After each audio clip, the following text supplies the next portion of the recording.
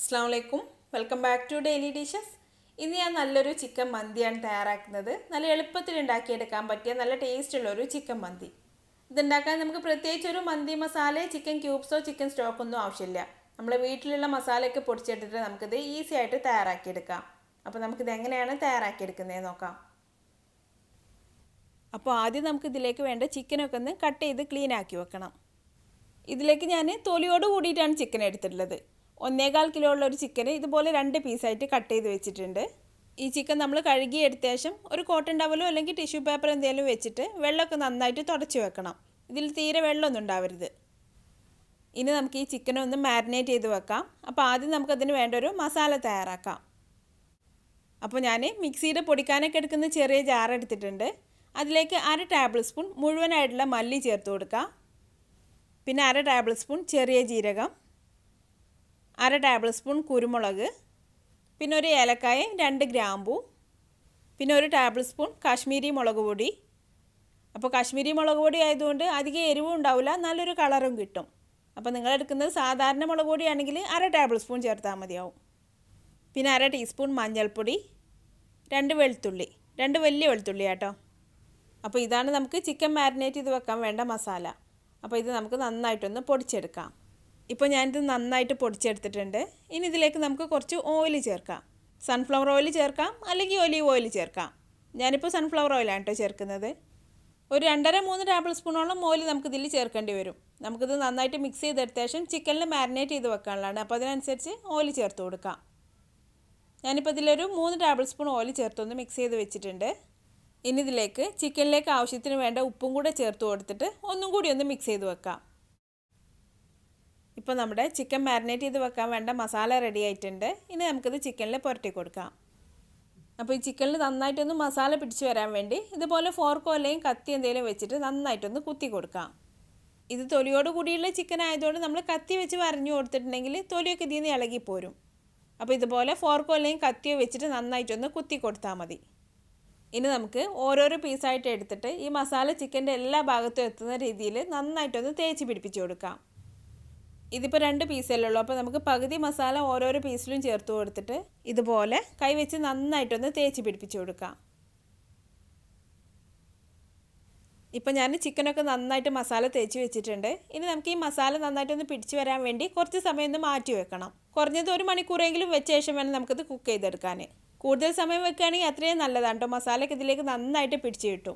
ഞാനിത് മസാല തേച്ചിട്ട് ഓവർനൈറ്റ് വെച്ചിട്ടുണ്ട്. അപ്പോൾ കൂടുതൽ സമയം വെക്കുകയാണെങ്കിൽ ഫ്രിഡ്ജിൽ വെച്ച് കൊടുത്താൽ മതി. ഫ്രീസറിലല്ല കേട്ടോ, താഴെ വെച്ച് കൊടുത്താൽ മതി. ഇനി നമുക്ക് ഇതിലേക്ക് വേണ്ട റൈസ് തയ്യാറാക്കിയെടുക്കാം. അപ്പോൾ ഞാനൊരു പാത്രം ചൂടാവാനായിട്ട് വെച്ചിട്ടുണ്ട്. ഇതിലേക്ക് ഇനി ഒരു 4 ടേബിൾ സ്പൂൺ സൺഫ്ലവർ ഓയിൽ ചേർത്ത് കൊടുക്കാം. അപ്പോൾ ഓയിൽ നമുക്കൊരു 1/4 കപ്പിനും 1/2 കപ്പിനും ഇടയിലെടുത്താൽ മതി. ഇനി ഓയിൽ നന്നായിട്ട് ചൂടായി വന്നതിലേക്ക് സവാള ചേർത്ത് കൊടുക്കാം.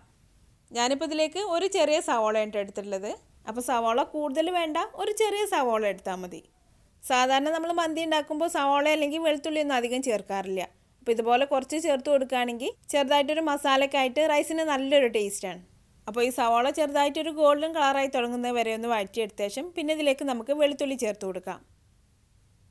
ഞാനിപ്പോൾ ഇതിലേക്ക് 2 വലിയ വെളുത്തുള്ളി നല്ല ചെറുതായിട്ട് കട്ട് ചെയ്ത് ചേർത്ത് കൊടുത്തിട്ടുണ്ട്. ഇനി ഈ സവാളയും വെളുത്തുള്ളിയൊക്കെ നല്ലൊരു ലൈറ്റ് ഗോൾഡൻ കളറായി വരുന്നവരെ ഒന്നും കൂടി ഒന്ന് വഴറ്റിയെടുക്കാം. കൂടുതൽ ബ്രൗൺ കളറാവണ്ട, നല്ലൊരു ഗോൾഡൻ കളറായി കിട്ടിയാൽ മതി. ഇനി ഞാൻ ഇതിലേക്ക് ഒരു പകുതി ക്യാപ്സിക്കും ഒരു പച്ചമുളകും കൂടെ ചെറുതായിട്ട് കട്ട് ചെയ്ത് ചേർത്ത് കൊടുത്തിട്ടുണ്ട്. അപ്പോൾ എരിവ് കൂടുതൽ വേണമെങ്കിൽ 1-2 പച്ചമുളക് ചേർത്ത് കൊടുക്കാം. ഈ സവാളയും പച്ചമുളകൊന്നും ഇതിൽ കാണാൻ കിട്ടരുത്, നന്നായിട്ട് വെന്തുടഞ്ഞ് പോകണം. അപ്പോൾ നല്ല ചെറുതായിട്ട് തന്നെ കട്ട് ചെയ്ത് ചേർത്ത് കൊടുക്കണം. ഇനി ഈ ക്യാപ്സിക്കും പച്ചമുളകും ഇതിലിട്ട് നന്നായിട്ടൊന്ന് വഴറ്റിയെടുത്ത ശേഷം പിന്നെ ഇതിലേക്ക് ആവശ്യത്തിന് വേണ്ട ഉപ്പ് ചേർത്ത് കൊടുക്കാം. ഇനി നമ്മൾ റൈസ് ഈ മസാലയിലിട്ടിട്ടാണ് വേവിച്ചെടുക്കുന്നത്. അപ്പോൾ റൈസിലേക്ക് ആവശ്യമായിട്ടുള്ള ഉപ്പും കൂടെ ചേർത്ത് കൊടുക്കാം. ഇനി ഉപ്പ് നന്നായിട്ടൊന്ന് മിക്സ് ചെയ്ത് കൊടുത്ത ശേഷം പിന്നെ ഇതിലേക്ക് നമുക്ക് മസാലകളൊക്കെ ചേർത്ത് കൊടുക്കാം. മസാലപ്പൊടികളല്ല കേട്ടോ ചേർക്കുന്നത്, മുഴുവനായിട്ടുള്ള മസാലകളാണ് ഇനി നമ്മളിതിൽ ചേർക്കുന്നത്. അപ്പോൾ ഒരു 7-8 ഏലക്കായ ചേർക്കാം. പിന്നെ ഒരു 8-10 ഗ്രാമ്പൂ, പിന്നെ കുറച്ച് വലിപ്പമുള്ളൊരു കഷ്ണം കറുവപ്പട്ട, 1 ടീസ്പൂൺ ചെറിയ ജീരകം, 1 ടീസ്പൂൺ കുരുമുളക്, 2 ബേ ലീവ്സ്, പിന്നെ ഒരു ഡ്രൈ ലെമൺ. ഇനി ഈ മസാലകളെല്ലാം ഇതിലിട്ട് കുറച്ച് സമയം ഇളക്കി കൊടുക്കാം. അപ്പോൾ ഈ മസാലകളൊക്കെ ചെറുതായിട്ടൊന്ന് റോസ്റ്റ് ആയി കിട്ടും. തീ കുറച്ച് വെച്ചിട്ട് സവാളയൊന്നും കരിഞ്ഞു പോവാതെ കുറച്ച് സമയം ഒന്ന് റോസ്റ്റ് ചെയ്തെടുത്താൽ മതി. അതിനുശേഷം നമുക്കിതിലേക്ക് റൈസ് ചേർത്ത് കൊടുക്കാം. ഇതിലേക്ക് ഞാൻ എടുത്തിട്ടുള്ളത് സാധാരണ ബസ്മതി റൈസാണ് കേട്ടോ. ബസ്മതി റൈസ് നന്നായിട്ടൊന്ന് കഴുകി എടുത്ത ശേഷം ഇതിലേക്ക് ചേർത്ത് കൊടുക്കാം. ഇതിന് നമ്മൾ സാധാരണ ചെയ്യുന്ന പോലെ അരി കുതിർത്തെടുക്കേണ്ട ആവശ്യമില്ല. അരി നന്നായിട്ട് കഴുകിയെടുത്ത് വെള്ളം കൂറ്റി കളഞ്ഞ ശേഷം ഇതിലേക്ക് ചേർത്ത് കൊടുക്കാം. ഞാനിപ്പോൾ ഇതിലേക്ക് 3 കപ്പ് അരിയാണ് എടുത്തിട്ടുള്ളത്. 200 ml കപ്പിൽ അളന്നെടുത്തിട്ടുള്ള 3 കപ്പ് അരി. ഇനി ഈ അരിയൊന്നും പൊട്ടിപ്പോവാതെ പതുക്കെ പതുക്കെ ഇളക്കി കൊടുത്തിട്ട് ചെറുതായിട്ടൊന്ന് റോസ്റ്റ് ചെയ്തെടുക്കാം. ഇപ്പോൾ അരി ചെറുതായിട്ടൊന്ന് റോസ്റ്റായി വന്നിട്ടുണ്ട്. ഇനി ഇതിലേക്ക് വെള്ളം ഒഴിച്ചു കൊടുക്കാം. നല്ല തിളച്ച വെള്ളം തന്നെ എടുക്കാം കേട്ടോ. ഞാനിപ്പോൾ 1 കപ്പ് അരിക്ക് 2 കപ്പ് വെള്ളം എന്നുള്ള അളവിൽ 6 കപ്പ് വെള്ളം ഇതിലേക്ക് ചേർത്ത് കൊടുത്തിട്ടുണ്ട്. വെള്ളം ചേർത്ത ഉടനെ തന്നെ പെട്ടെന്ന് പതുക്കെ ഒന്ന് ഇളക്കി കൊടുക്കാം. ഈ സമയത്ത് നമുക്ക് ഉപ്പൊക്കെ നോക്കിയിട്ട് ആവശ്യമുണ്ടെങ്കിൽ ചേർത്ത് കൊടുക്കാം. വെള്ളത്തിൽ കുറച്ച് ഉപ്പൊന്ന് കൂടി നിൽക്കണം, എന്നാലും റൈസ് വെന്ത് വരുമ്പോൾ അതിൽ ആവശ്യത്തിന് വേണ്ട ഉപ്പ് ഉണ്ടാവുള്ളൂ. അപ്പോൾ ഇനി നമ്മൾ ഇതിൻ്റെ കൂടെ തന്നെയാണ് ഇതിലേക്ക് വേണ്ട ചിക്കനും വേവിച്ചെടുക്കുന്നത്. ഈ പാത്രത്തിലല്ല കേട്ടോ, ഇതുപോലൊരു പാത്രം നമുക്ക് ഇതിൻ്റെ മുകളിലായിട്ട് വെച്ച് കൊടുക്കാം. നമ്മൾ സാധാരണ ചോറ് കൂറ്റിയെടുക്കുന്ന നിറയെ ഹോൾസ് ഉള്ളൊരു പാത്രം, അതല്ലെങ്കിൽ നമുക്ക് സ്റ്റീമർ എടുക്കാം. അതും അല്ലെങ്കിൽ നമ്മൾ റൈസ് ഇട്ടിട്ടുള്ള ഈ പാത്രത്തിൻ്റെ മുകളിൽ 2 ലെയറായിട്ട് അലൂമിനിയം ഫോയിൽ വെച്ചിട്ടൊന്ന് കവർ ചെയ്ത് കൊടുത്താലും മതി. എന്നിട്ട് ആവി മുകളിലേക്ക് വരുന്ന രീതിയിൽ അതിൽ ചെറിയ ചെറിയ ഹോൾസ് ഇട്ട് കൊടുക്കണം. അപ്പോൾ നമ്മൾ അലൂമിനിയം ഫോയിൽ വെച്ചിട്ട് ചെയ്യുകയാണെങ്കിൽ നമ്മൾ റൈസ് എടുത്തിട്ടുള്ള ഈ പാത്രത്തിന് ചെറുതായിട്ടൊരു വക്കുള്ളത് നല്ലതായിരിക്കും. അപ്പോൾ നമുക്ക് ഫോയിൽ ആ സൈഡിലേക്ക് ചുരുട്ടി വെച്ച് കൊടുക്കാം. ഇനി വക്കില്ലാത്ത പാത്രമാണെങ്കിൽ ചെറിയ എന്തെങ്കിലും കയറ് വെച്ചിട്ടൊന്ന് കെട്ടി കൊടുത്താലും മതി. ഇപ്പോൾ ഞാൻ ഈ പാത്രത്തിന് മുകളിൽ മാരിനേറ്റ് ചെയ്ത് വെച്ചുള്ള 2 പീസ് ചിക്കനും വെച്ച് കൊടുത്തിട്ടുണ്ട്. ഇനി ഇത് ആവിയൊന്നും തീരെ പുറത്ത് പോവാത്ത രീതിയിൽ നന്നായിട്ടൊന്ന് മൂടി വെച്ച് കൊടുക്കണം. ഒരു മൂടി വെച്ചിട്ട് മൂടി വെച്ച് കൊടുത്താലും മതി, അല്ലെങ്കിൽ ഒരു ഫോയിൽ വെച്ചിട്ട് നന്നായിട്ടൊന്ന് കവർ ചെയ്തെടുക്കാം. ഞാനിപ്പോൾ ഒരു ഫോയിൽ വെച്ചിട്ട് നമ്മൾ ചിക്കൻ ഇട്ട പാത്രം മുഴുവൻ കവറാവുന്ന രീതിയിൽ അരിയിട്ട പാത്രത്തിൻ്റെ വക്ക് വരെ ഒന്ന് കവർ ചെയ്ത് കൊടുക്കുന്നുണ്ട്. അപ്പോൾ പിന്നെ ആവിയൊന്നും ഇതിന് തീരെ പുറത്ത് പോവില്ല. അപ്പോൾ ഞാനിതൊരു 2 ലെയറായിട്ട് കവർ ചെയ്തെടുത്തിട്ടുണ്ട്.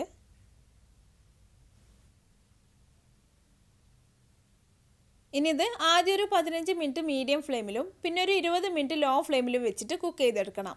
അപ്പോൾ ആകെ നമുക്കൊരു 35-40 മിനിറ്റോളം വെച്ച് കൊടുക്കാം. അപ്പോഴേക്ക് ചിക്കനൊക്കെ നന്നായിട്ട് വെന്ത് നല്ല സോഫ്റ്റായിട്ട് കിട്ടും. ഇപ്പോൾ ഞാനിത് വെച്ചിട്ട് ഒരു 40 മിനിറ്റൊക്കെ ആയപ്പോൾ തീ ഓഫ് ചെയ്ത് വെച്ചിട്ടുണ്ട്. തീ ഓഫ് ചെയ്ത് വെച്ചിട്ട് ഇപ്പോൾ ഒരു അരമണിക്കൂറൊക്കെ ആയിട്ടുണ്ട്. ഇനി നമുക്കിതൊന്ന് തുറന്ന് നോക്കാം. ഇപ്പോൾ ചിക്കനൊക്കെ നന്നായിട്ട് വെന്ത് വന്നിട്ടുണ്ട്. ഇനി നമുക്ക് ഈ ചിക്കൻ ഈ പാത്രത്തിൽ നിന്ന് മാറ്റി റൈസിലേക്ക് വെച്ച് കൊടുക്കാം.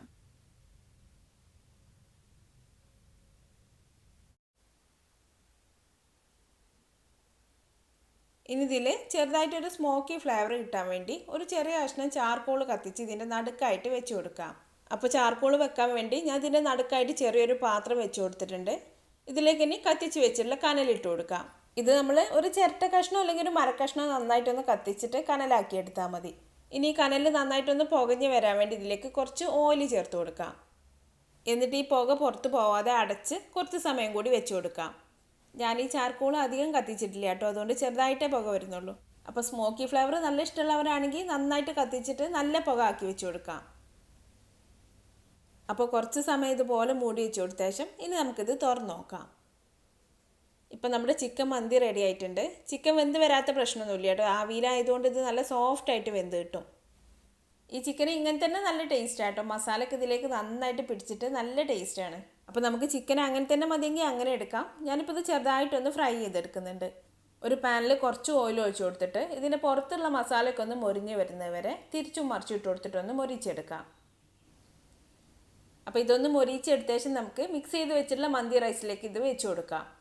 ഇനി നമുക്ക് ഈ റൈസ് ഒന്ന് മിക്സ് ചെയ്ത് കൊടുക്കാം. ഈ ചിക്കനിൽ നിന്നുള്ള വെള്ളമൊക്കെ ഇറങ്ങി വന്ന് ആ മസാലയുടെ കളറൊക്കെ ഈ റൈസിലേക്ക് പിടിച്ചിട്ട് നടുക്കുള്ള റൈസൊക്കെ നല്ലൊരു ഓറഞ്ച് കളറായിട്ടുണ്ട്. ബാക്കിയുള്ള റൈസിന് നല്ലൊരു ലൈറ്റ് യെല്ലോ കളറും. അപ്പോൾ നമ്മൾ കളറൊന്നും ചേർക്കാതെ തന്നെ നമുക്ക് റൈസ് 2 കളറായിട്ട് കിട്ടും.